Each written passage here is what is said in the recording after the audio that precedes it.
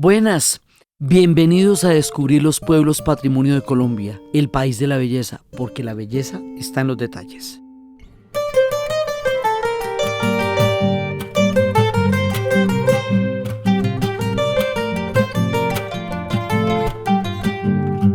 Hoy vamos a hacer un recorrido por 3 maravillosos pueblos de Colombia.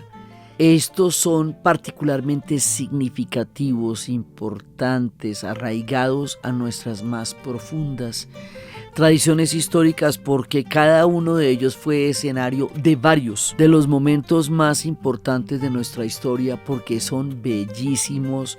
Son los caminos del Magdalena. Vamos a hablar de Honda, de Guaduas y de Pore.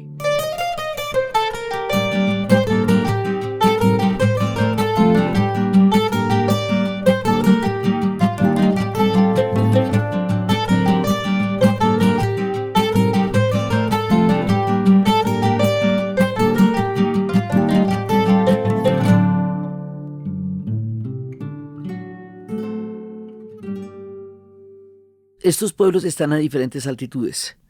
Eso hace que geográfica e históricamente sean fundamentales en muchas formas de nuestro relato. Porque en la región andina central hay diferentes altitudes, lo que hace que existieran muchísimos cultivos, diversidad de intercambios entre una cantidad de productos, puntos de encuentro. Entonces aquí se encontraban las culturas indígenas de las tierras altas y de las tierras bajas. En Guaduas era el paso entre los muiscas y los panches, Pore entre los pueblos llaneros y andinos, Honda en el Magdalena y la transición entre la cordillera y el valle.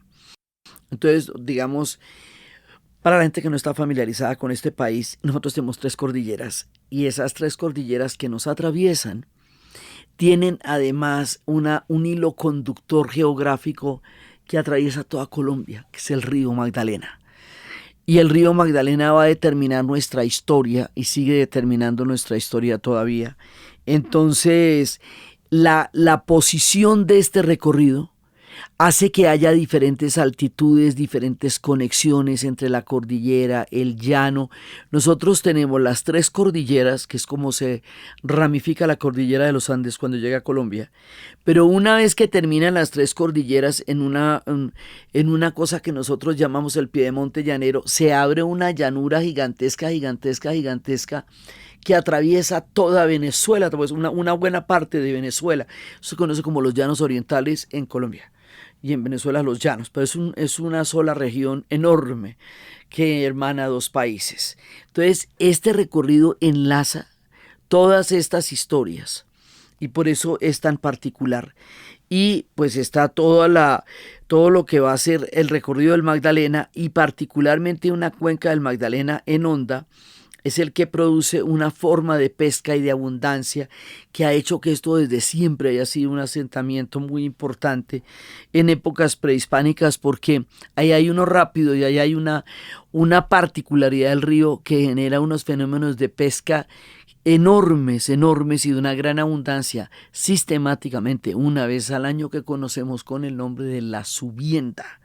Entonces, eso hace que siempre haya habido gente habitando la región y que estas rutas naturales, culturales y antiguas vayan a ser después las rutas que van a tener los españoles cuando empiecen a asentar el imperio en la Nueva Granada. Entonces son pueblos que fueron fundados durante la colonia, son todos muy antiguos. Muchos de los pueblos patrimonios que hemos visto y veremos fueron fundados durante épocas republicanas, en el siglo XIX, en el proceso de colonización antioqueña, unos por ejemplo, pero estos no, estos vienen desde las eras coloniales, son más o menos alrededor de 1500 que se fueron fundando cada uno de ellos. Entonces son muy antiguos dentro de dentro de la antigüedad que significa el reino de la Nueva Granada en nuestra historia hispánica, y muy antiguos en términos prehispánicos. Entonces, Por lo tanto, fueron una base importantísima de las rutas comerciales de los virreinatos, fueron cuna de muchos procesos de la independencia, fueron en el caso de Honda el punto más importante del Magdalena, porque entre Barranquilla y Honda era que se dio toda como la modernización también de Colombia. Era desde donde desembarcaban para Cartagena y Europa, que llegaban todos por el Magdalena. Guaduas fue el paso entre Bogotá y Honda por el Camino Real, o el camino de lo más importante que teníamos en esa época, la sal, que era la que determinaba todo nuestro comercio y era un lugar de descanso para los viajeros y los arrieros y los comerciantes. Entonces todo esto está estratégicamente unido por la historia y está la ruta hacia los llanos orientales, que va a ser muy importante también durante la época de la independencia.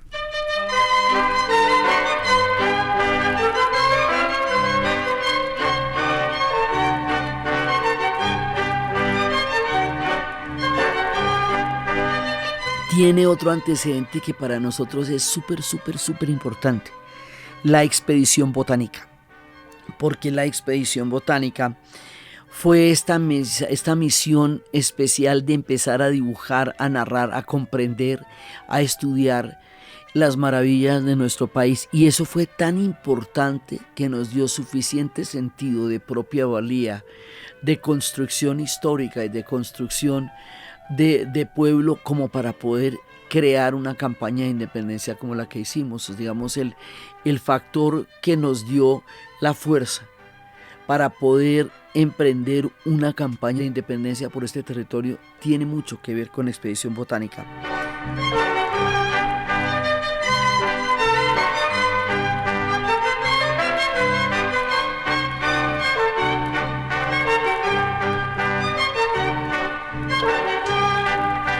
Entonces ahí estuvo Francisco Javier Matiz, que era oriundo de Guaduas y es considerado el mejor pintor de flores del mundo.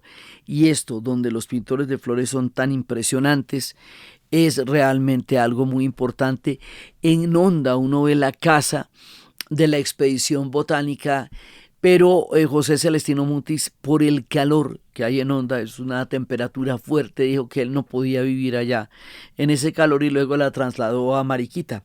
Pero en Honda hay un capítulo importante. Entonces eso es una parte. Otra parte tiene que ver con con dos escenarios de independencias. Uno es el de los comuneros, que no fue una rebelión de independencia, pero fue una rebelión muy impresionante que se hizo contra las reformas borbónicas, cuando se elevó una gran cantidad de impuestos. No solamente fueron reformas que a nivel administrativo fueron muy importantes, a nivel de virreinatos, a nivel de la organización misma del Imperio Español en América, sino que a nivel de impuestos fueron muy onerosas para, por un lado, financiar las reformas y por otro lado financiar las guerras en las que estaba constantemente metida España. Esto va a llegar a que en 1781 vaya a haber una rebelión de proporciones enormes en todo el territorio, que se conoce como la rebelión de los comuneros, porque era una rebelión de la gente del común. Era un momento histórico en que nosotros estábamos desarrollando otro tipo de población, una población que no era ni la población indígena ni la población española, era una población mestiza que quedaba digamos, directamente afectada por este tipo de impuestos. Los criollos también, pero esta población quedaba en una situación de muchísima presión con los impuestos. Esta rebelión tiene, digamos, su epicentro narrativo en la región de Santander, en la región de Socorro y de los comuneros, pero la rebelión está en todo el territorio y articuló el mundo de Guaduas, de Honda y de Pore. Por ahí pasaron los comuneros y también por ahí pasaría otro de los capítulos pues definitivos en nuestra historia, que es la independencia, porque lo que es en Pore es donde estuvo la campaña libertadora en los llanos orientales, y ahí era donde estaban los ejércitos de la campaña libertadora esperando. En 1818 se reunieron todos esperando para empezar la gran campaña de 1819, que nos llevaría a la independencia en toda América Latina, pero también a la independencia de Colombia. Y también Guaduas es el lugar donde está una de las figuras más icónicas de toda Colombia, Policarpa Salabarrieta, la Pola, que va a ser un personaje de una gran importancia histórica porque nosotros tuvimos eh, dos intentos de independencia con España. El primero fue el movimiento de juntas, y el movimiento de juntas fue el nacimiento político de toda América Latina, que se dio en el momento en que Napoleón invade España, la fractura la corona, y queda solamente la Junta de Cádiz, y a partir de la Junta de Cádiz entonces se va a dar como una réplica política el movimiento de juntas por toda la América española, como una manera de ejercer un nacimiento político de todos nosotros. Ese movimiento es un movimiento político y muchos de ellos estarían directamente sobre una independencia total de España, otros sobre otro tipo de trato con España. Ambas cosas no se habían definido todavía y forman parte de lo que es este periodo, pero más adelante, cuando Napoleón es derrotado, cuando Fernando VII sale de la cárcel, cuando desconoce todo lo que ocurrió en su ausencia, va a intentar, bueno, la restauración en Europa, por un lado, que es volver a poner a todos los reyes que habían sido depuestos durante el proceso de la revolución, pero luego de eso va a venir un equivalente a lo que se llamó la restauración en Europa, que se llama la Reconquista, que es cuando los ejércitos españoles vienen a echar por tierra todo el esfuerzo del movimiento de juntas y bañar en sangre el intento de independencia político que se había hecho en esta primera etapa. Cuando eso ocurre, cuando la Reconquista, muchísima gente murió en ese momento, y ahí es cuando es fusilada Policarpa Salabarrieta, una mujer aguerrida que luchó en toda esta época junto con una generación entera realmente de patriotas y de gente con unas capacidades y posibilidades históricas muy grandes de entendernos y de pensarnos como pueblo. Va a ser sacrificada y va a ser víctima de esta represión. Y entre ese grupo de gente que estaba, además, pues, Subaraín, Rosa Zárate de Peña, el mismo Francisco José de Caldas, mucha gente de esta primera y brillante generación que a raíz de la expedición botánica había creado una idea y una conciencia de propia valía lo suficiente para plantear todo un proyecto histórico como el que hicimos, van a morir ahí. Y a ella la van a fusilar. Esta mujer se va a volver un ícono en la historia colombiana. Esto va desde el pueblo de Guaduas, que es el pueblo de ella, ¿sí?, hasta los billetes. Y en Guaduas todo, digamos, ella es un símbolo importantísimo, se le conoce con la abreviatura de la Pola. Es la forma familiar, como llamamos a Policarpa Salabarrieta, pero ella recorre todo el país. Usted ve en Bogotá el monumento de la Pola, usted ve en Guaduas, todo está dedicado a la Pola. No le digo que está en los billetes de 10.000, está la Pola. O sea, es uno de los íconos más importantes. Entonces ella va a formar parte de lo que le da la importancia histórica a Guaduas como tal, como la cuna de la Pola.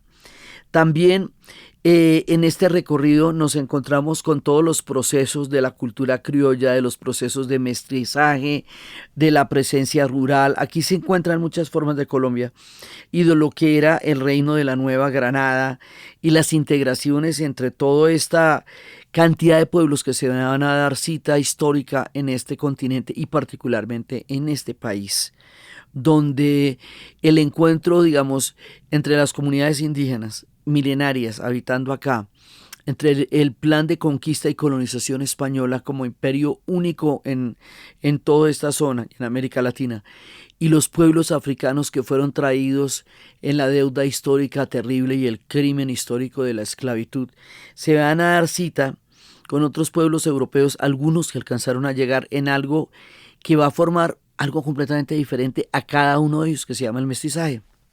Entonces, aquí van a surgir los criollos y en todo esto se va a redefinir la historia, y cada uno de estos tres pueblos patrimonio lo son porque están en la ruta de todos los sucesos históricos más importantes que nos definen a nosotros como pueblo. por eso, por su importancia histórica y por su bagaje definitivo en los resultados últimos de lo que hoy somos como países, que son pueblos patrimonios, son pueblos de una arquitectura bellísima, son pueblos coloniales, son pueblos que revelan el paso de la historia en nuestro país y están alrededor de la Magdalena, el río de la Magdalena. Del páramo de las papas hasta Bocas de Ceniza, del páramo de las papas hasta Bocas de Cenizas, el gran río Magdalena majestuoso se desliza, el gran río Magdalena majestuoso se desliza, cruza bañando las calles de Neiva, tierra del Huila, cruza bañando las calles de Neiva, tierra del Huila, pasa por Cundinamarca y baña todo el Tolima, pasa por Cundinamarca y baña todo el Tolima. Oye qué linda, oye qué buena, cumbia del río Magdalena, como la bailan por sus riberas, sus pueblos y sus veredas. El río Magdalena en sí mismo es un protagonista de nuestra historia. Él mismo tiene su propia historia.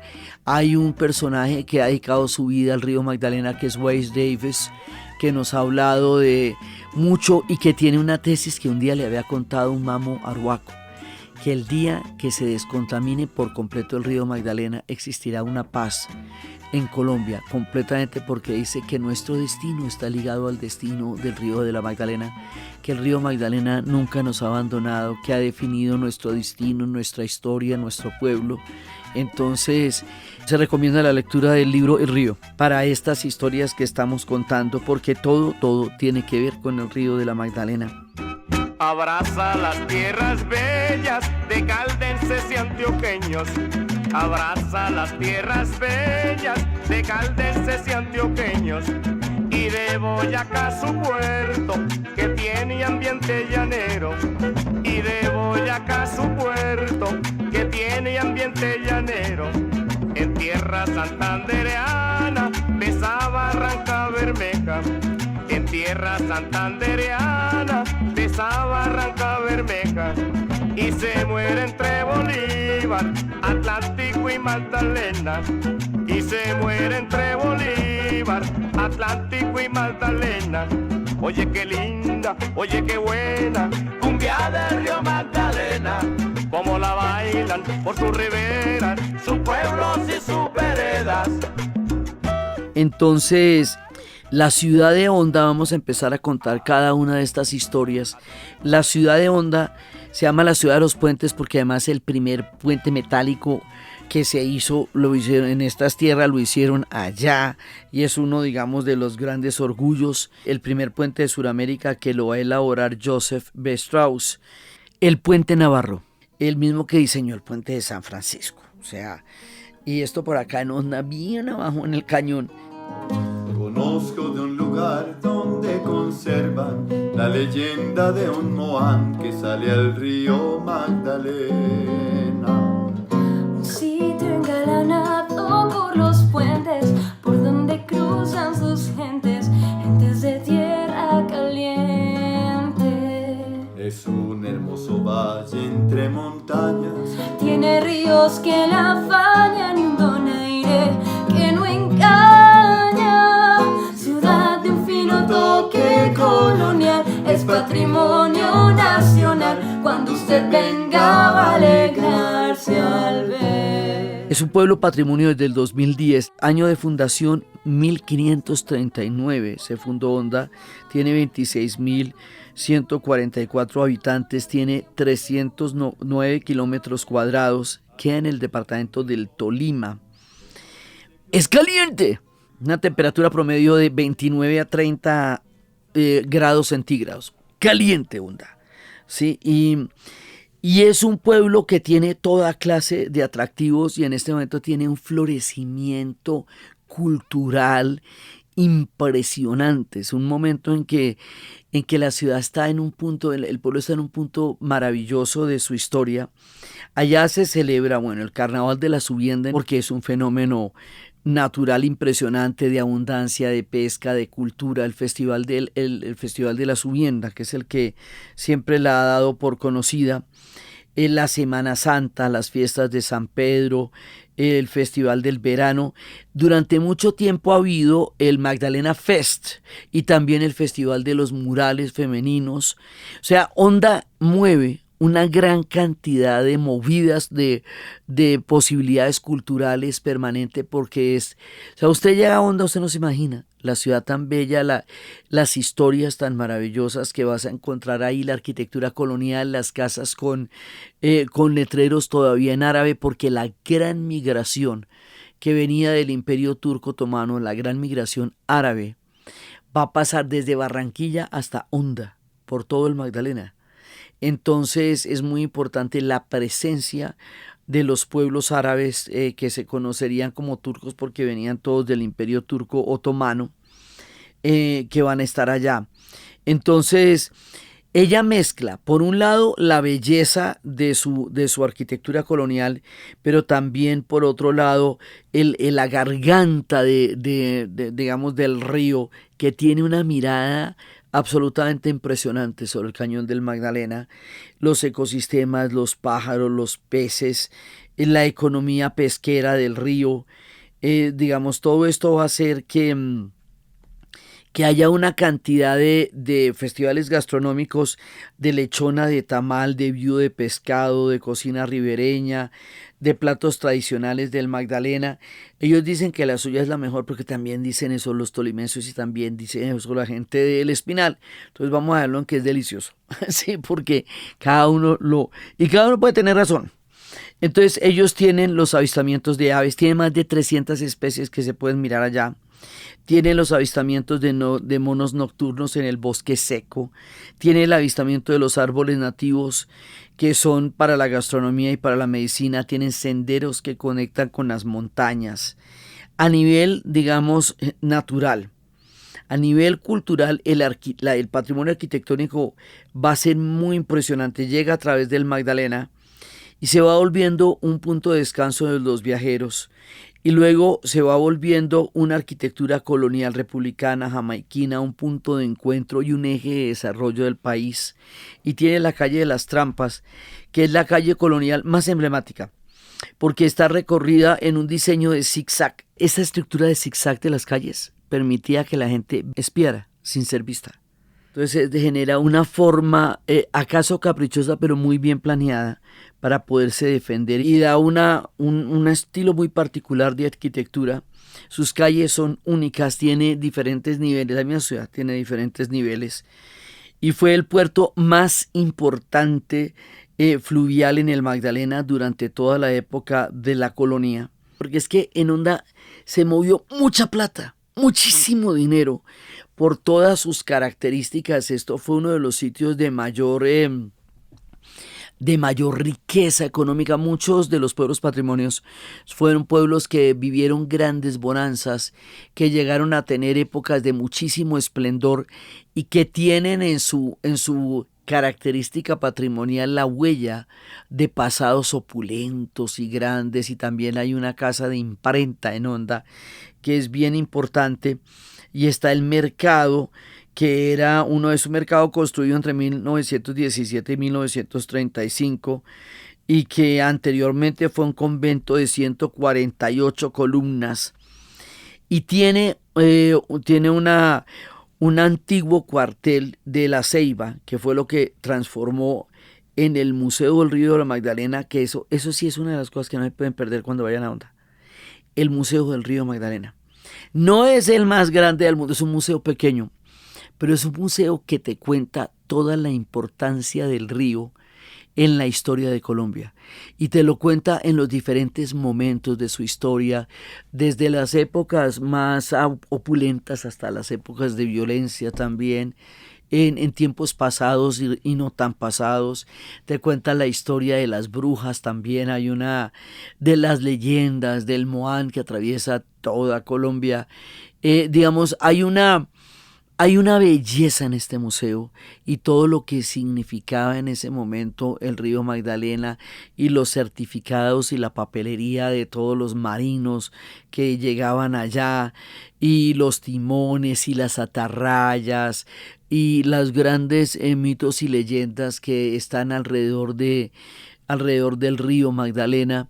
Entonces es muy, muy particular y recomendado esta pequeña joya, este museo bellísimo que queda el Museo del Río Magdalena.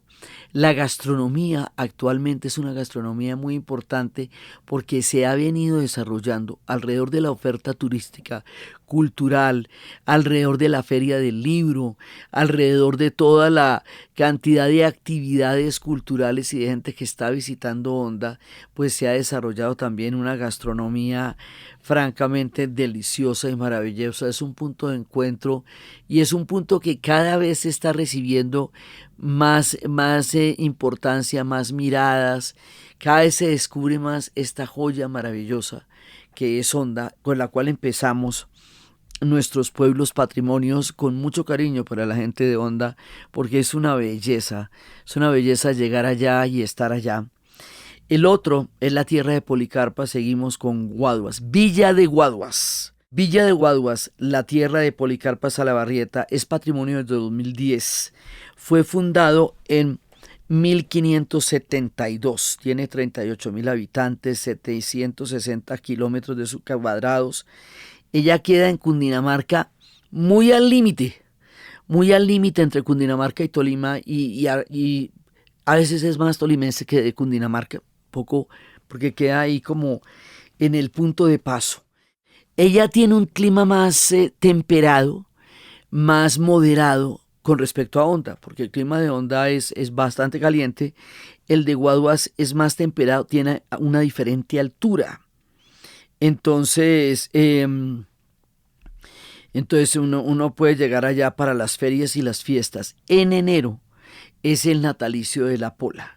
En marzo la celebración de la Semana Santa y en julio el baile de las cintureras, que eran unas muchachas jóvenes que trabajaban allá y que esto es una gran tradición cultural porque ellas trabajan en tejidos, en bordados, en un montón de trabajos, y una vez en una determinada festividad hacían unas danzas que eran muy atractivas y muy llamativas y que se van a convertir en una tradición de la ciudad. Y se celebra la Ronda de la Virgen del Buen Suceso, y esto tiene pues ferias comerciales, ganaderas, porque era un punto de encuentro de tantos caminos. Y es la celebración de fin de año Guaduero, que es donde va llegando todo el mundo. ¿Y por qué se llama Guaduas? Porque eso está rodeado de gramíneas, de bambús, que lo hacen absolutamente maravilloso. La guadua en Colombia es bellísima, y aquí en particular. Entonces, porque es la planta más larga que hay neotropical, y es el tercer municipio más grande de Cundinamarca, y esto tiene una cantidad de cascadas digamos, el mismo ecosistema de la Guadua tiene cascadas, tiene caminatas, tiene el Salto de Versalles, que son cascadas de 40 metros, tiene los ríos de San Francisco, Guadual y Limonal, tiene las inspiraciones de la leyenda Panche de Juanpo y Calia, una especie de Romeo y Julieta enamorados que se suicidan juntos para poderse ver en la eternidad. Tiene el mirador de la Piedra Capira, el Valle del Río de la Magdalena y los nevados del Ruiz, Santa Isabel y Tolima, que son una cosa absolutamente impresionante. Ese contraste entre altitudes y clima de los ríos, los valles y los nevados, y los miradores que pueden haber hacia allá. Y era camino real durante la colonia, y ese camino real unía a Honda con Guaduas. Uno ve allá, por ejemplo, las presentaciones de cine al aire libre sobre la plaza. Es un punto también muy importante de la expedición botánica que estábamos viendo, que pasó por allá, y también del movimiento de tropas de la independencia. Y pues allá está la casa de los virreyes, que era donde se reunían, era con una estancia temporal de los viajeros que venían de la costa, que viajes largos hacia Bogotá. que eran por donde pasaban los virreyes del reino de la Nueva Granada, que se quedaban allá. Era un camino real y era un camino de sal entre Honda, Santa Fe de Bogotá, y eso era muy importante pues porque la sal siempre determina una parte muy importante de nuestra historia. Eran caminos de herradura y era la plaza de la Constitución, la plaza principal de Guadas. Están las rutas comerciales de la época del virreinato, que tienen 155 kilómetros de distancia unas de otras. Estaba la Real Audiencia, digamos, las encomendadas que iban hacia la Real Audiencia de Santa Fe, que eran de Alfonso de Olaya y Hernando de Alcocer, y se construía para poder emplear animales y para hacer los transportes de los productos que se redujeran en 20 días. Era un atajo de muchos caminos, y era la ruta por donde pasaba la expedición botánica. Entonces, el 14 de noviembre, con todo lo que les he contado de la pola, se celebra una cosa muy importante, es la celebración del Día de la Mujer Colombiana, por la pola. Es el reconocimiento a las mujeres de todo el país con la orden de Policarpa Salabarrieta, por ser pues una heroína tan importante durante la independencia. Las mujeres durante la independencia podían ejercer un trabajo de espionaje súper importante, que fue lo que hizo también Manuelita Sáenz, Rosita Campuzano, todas estas mujeres que estuvieron metidas en el proceso de independencia. Ella era mensajera, ella era informante para las tropas patriotas, ella era la que ayudaba a reclutarlas, ella aprovechaba su posición como costurera en las casas españolas para poder entender, escuchar la información y transmitirla, y contarles a las tropas cuáles eran los movimientos militares y cuáles eran la movida y lo que estaban pensando en ese momento los españoles, lo que generaba la posibilidad de hacer la gran conspiración de la independencia. A ella la arrestan en 1817 las autoridades españolas porque descubrieron que ella le estaba informando a los patriotas que estaban exilados en el llano. Y a ella la van a detener con todos sus amigos también, con Juan Subarabín, y todos ellos le van a hacer un juicio y la van a ejecutar y la van a condenar a muerte por traición. Y el 14 de noviembre de 1817 la fusilaron en la Plaza Mayor de Bogotá a los 22 años, a esta mujer que era costurera, y su ejecución se hizo como parte de esta época tan terrible que fue la Reconquista, para hacer una especie de escarmiento a cualquiera que estuviera trabajando en el logro de las ideas de la independencia. Y ella se convirtió en el símbolo de la libertad, de la resistencia, del coraje, y eso hizo que todo el pueblo esté alrededor de ella. Entonces, la figura central que se va dando allá. Cuentan que fue una diosa al anochecer,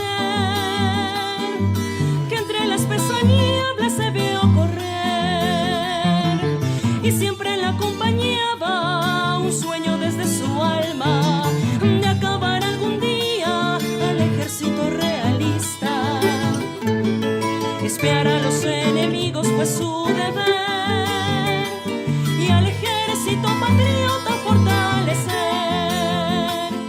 La sangre cubre la patria, la muerte ya desembarca, viene a la reconquista el ejército realista.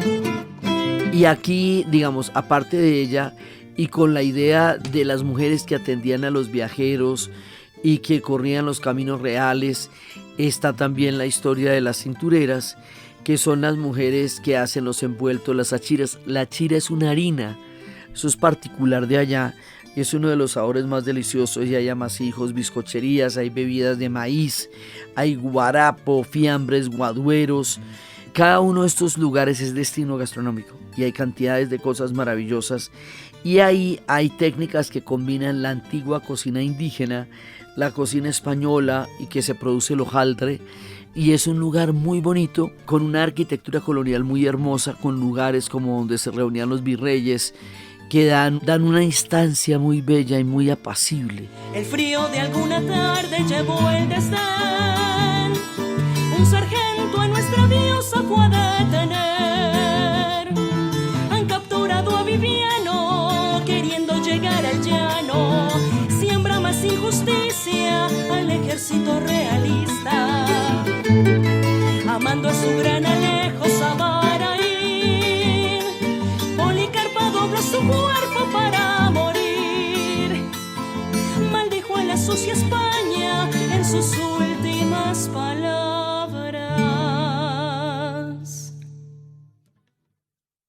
Policarpa, mujer del pueblo, mujer de lucha y tranquilidad, en tus manos se encendió el fuego como una ruta de libertad. Tu coraje, su firme aliento para la tropa que va a pelear en la montaña o el llano, sus vidas van a entregar. Policarpa, mujer del pueblo. Y por último, el último pueblo que vamos a tratar en este capítulo queda un poquito más lejos de nuestro relato en términos geográficos, pero también es muy importante en términos de la ruta. Es clave durante la época de la independencia. Se llama Pore, una herencia encantadora. Este es uno de los últimos que nombraron patrimonio, porque lo fue desde el 2021. Año de fundación 1644, tiene 12.000 habitantes y 786 kilómetros cuadrados. Queda en el Casanare. El llano es uno solo, pero lo llamamos de dos maneras. Hay unos que son los llanos de San Martín, que quedan en el departamento del Meta, y hay otros que son los llanos del Casanare. Eso también es caliente, promedio de temperatura 27 grados, pero se puede calentar más. Se llama así por San José de Pore, que es el patrono, y allá hay unas celebraciones increíbles, la celebración del mango, la celebración del Día del Campesino, que también en todo el país se da. También está la fiesta de la Cuna de la Libertad, la fiesta de la Fundación de Pore, la Feria del Emprendimiento de las Familias que Inspiran, el Día de la Llaneridad.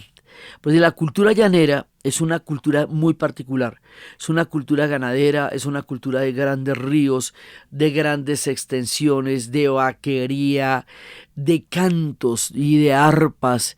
La sonoridad de la cultura llanera, la música llanera es una de las más bellas del mundo. Esa manera como ellos recitan de forma infinita su mirada hacia una llanura que se extiende hasta donde va toda la posibilidad del horizonte. El Día de la Llaneridad es muy importante porque esto ya es llano adentro, y el llano genera otra forma de habitar el universo, de entender el mundo, de entender el universo mítico, de entender las vastas llanuras, y porque va a ser muy importante esto durante la época de la colonia y luego de la independencia. Lo fundaron en 1644 Adriano Vargas y Francisco Enciso, y se volvió un tesoro colonial en la mitad del gran y hermoso departamento del Casanare, que tiene lo suyo. O sea, el Casanare es un destino en sí mismo, pues tiene una cantidad de pueblos absolutamente maravillosos. Los recorridos por las carreteras del Casanare y por el llano son increíbles. Y en 1818 esto llegó a ser capital de la provincia de la Nueva Granada por 48 horas. Pero eso sigue siendo un imaginario muy importante para los poreños, porque pues la provincia de la Nueva Granada pues era grande. Nosotros nunca fuimos tan importantes como el virreinato de la Nueva España o como el virreinato del Perú. Éramos los otros virreinatos, los otros virreinatos éramos nosotros, el virreinato del Río de la Plata, sí, pero pues dentro de nuestra historia, era para nosotros sí era muy importante. Éramos el virreinato de la Nueva Granada, y allá es donde se van a encontrar en plena época de independencia, como les digo, después de la Reconquista, después de este baño de sangre que hubo después del movimiento de juntas. Entonces hay que volver a ponerse de acuerdo para una campaña de independencia que va a ser continental, porque queda claro que ninguno de nosotros hubiéramos podido lograr esa independencia del Imperio Español solos.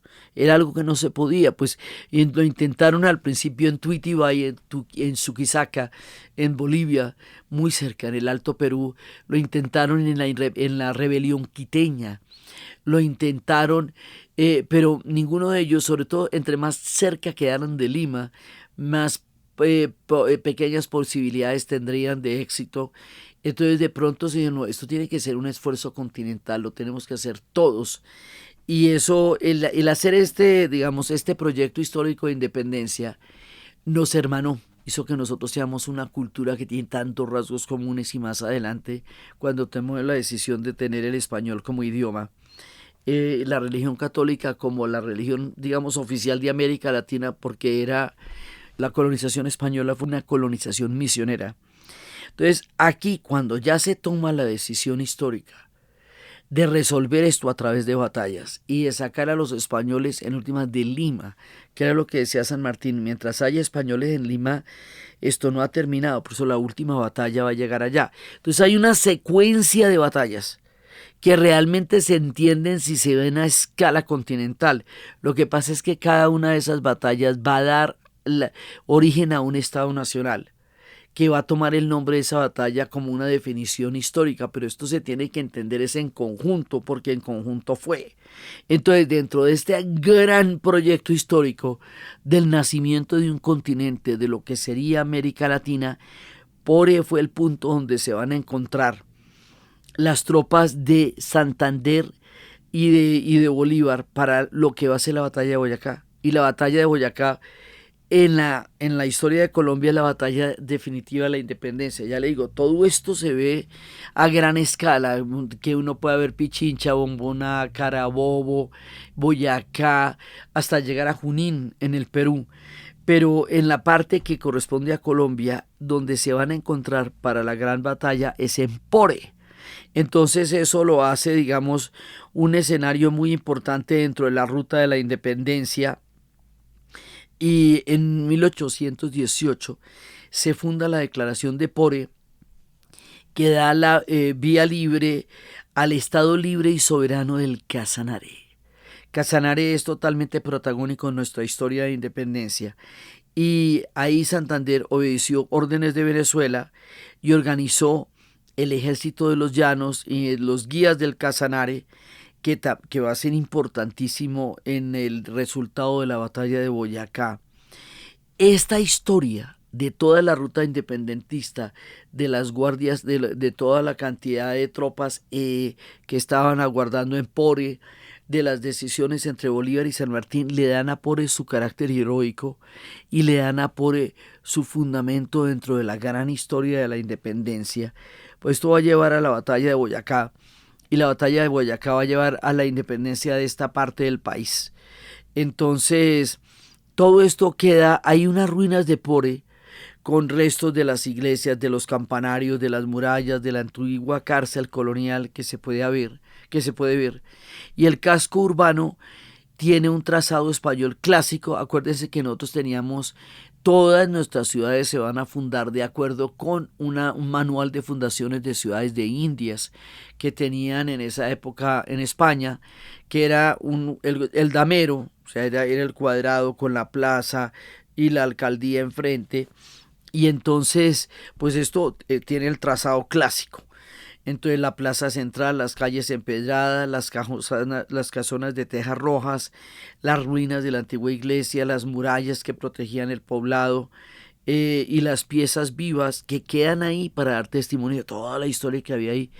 Y esto genera, por un lado, la cultura llanera, que es preponderante y poderosa y libre, es una cultura indómita, una cultura que tiene su propia narrativa dentro de la narrativa de Colombia.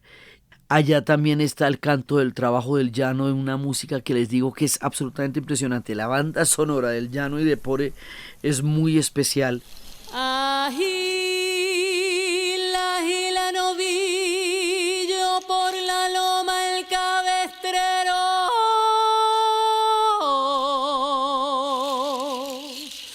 Póngale amor al camino y olvide su comedero. Ay, ay,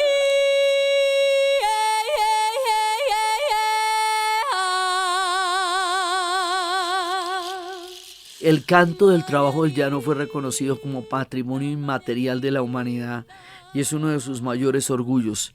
Hay ferias folclóricas, hay muestras artesanales de todas estas tradiciones que están vivas allá. Hay una fortaleza del trabajo de la tierra y de las mujeres llaneras. Y hay la Casa Museo Antaño Llanero, que es un homenaje a todo esto, a la vida tradicional de los llaneros.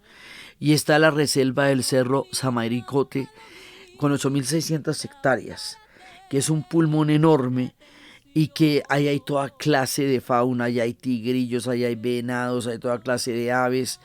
Ahí está, digamos, por un lado toda la concentración histórica de las grandes batallas que se dieron allá, pero también esta fauna maravillosa. ¿Por qué hacemos eso, digamos, lo de la independencia? Porque es que la independencia es un relato fundacional en la historia de América Latina y en la historia de Colombia, porque es a partir de ahí que empezamos a tener una vida republicana y que nos vamos a independizar del Imperio Español. Por eso Pore es tan importante en este relato. Y ahí es donde se encuentran las vertientes del río Meta, la cuenca del río Pauto, y ahí es donde hay toda una economía ganadera, y esto es un lugar muy importante a nivel de la agricultura, porque es muy fértil, y está el plátano, la yuca, los cultivos de arroz. El llano es la despensa de Colombia. Allá es donde se genera la mayor cantidad de comida. Y esto tiene una vida y una forma. La gente se levanta a las 4 de la mañana, se va para la sabana, atraviesa esos grandes ríos y tiene toda una memoria. El doctor Luis María Bastidas es historiador y poeta, y él se dedica a recuperar la memoria de Pore y toda la fuerza de lo que significa el carácter de su gente. Y Pore es una ventana abierta a un pasado glorioso, con todo su patrimonio arquitectónico y con todas sus visitas. Es muy importante, el baile es el joropo. Y eso no tiene parangón en la vida. O sea, el joropo es una cosa impresionante. Están las cabalgatas, está el joropo, están las ruinas que les cuento que están por allá. Está la gastronomía, está lo que llaman la mamona, que es una ternera a la llanera, que es un plato delicioso de allá. Y es una manera de viajar en el tiempo, porque es un pueblo muy tranquilo, muy especial. Es como si uno se hubiera bajado en el túnel del tiempo y hubiera quedado como en una instancia que se abriera, donde uno no se imagina que va a pasar todo esto, que es cuando uno va por ahí. Y es la puerta que nos invita a la inmensidad del llano, y la inmensidad del llano es de verdad una cosa gigantesca, como muchísimas cosas en este país, y es un punto de raíz, un punto de relato, un punto de encuentro con las raíces históricas y narrativas y naturales y poderosas de lo que es Colombia. Entonces, con esto recorremos estos pueblos patrimonio que son bellísimos y que nos traen un destino histórico común, poderoso y manifiesto de nuestro relato de lo que hoy es país. Esto es muy importante, porque los relatos de país deben recogerse también de todas las vertientes y las cuencas de la historia patrimonial y viva, para que nosotros nos reconozcamos en referentes que son poderosos y grandes, y que constituyen una manera de identificarnos en todos estos relatos, distinta a los relatos bélicos, a los relatos, digamos, que a veces nos inundan y no nos permiten ver estos pueblos, esta Colombia, esta manera de encontrarnos en estos climas, en estas tradiciones, en estas gastronomías. Y eso es parte de lo que hacen estos relatos tan importantes y tan esclarecedores en nuestro concepto de nosotros mismos como pueblos patrimonios, donde tenemos historias increíbles, fantásticas y maravillosas que narrar acerca de nuestro pasado y de nuestro presente. Entonces, desde los espacios de la garganta del gran río de la Magdalena, del esplendor de Honda, de la belleza de Guaduas, del personaje de la Pola, de las épocas gloriosas en las que el Magdalena determinaba nuestra historia, de la gesta libertadora de Pore, de la expedición botánica, del tiempo colonial, de los enlaces entre todos los diferentes pueblos indígenas que dieron a esta ruta un valor cultural, histórico, comercial, milenario y antiguo en el tiempo, en la narración de Ana Uribe. Para ustedes feliz día, cualquier día que se sea.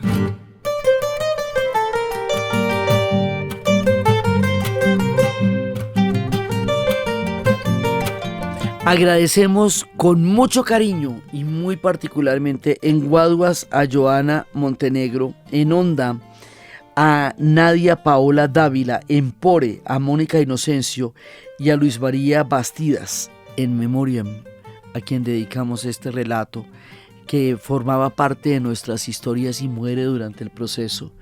Entonces, in memoriam para él, con un agradecimiento a toda la gente que con tanto cariño y con tanto amor nos expone las bellezas de estos pueblos maravillosos que estamos narrando en esta serie.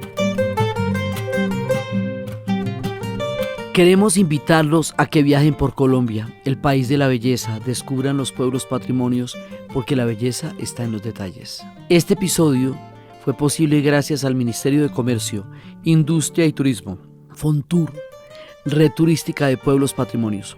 Fue grabado en Los Gatos Estudios y fue posible gracias al equipo de dianauribe.fm, que está integrado por Diana Uribe, Diana Suárez, Milena Beltrán y la edición y musicalización de Eduardo Corredor Fonseca. En la investigación, Arturo Jiménez, Elvira Moreno y Daniel Mesa.